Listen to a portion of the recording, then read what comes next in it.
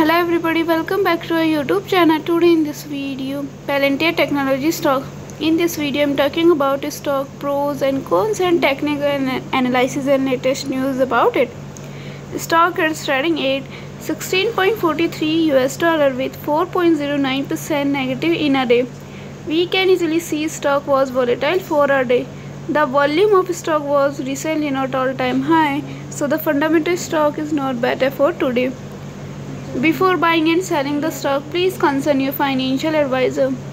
Today's video is done. Thanks for watching. Please subscribe my YouTube channel and like the video, and also comment all related queries.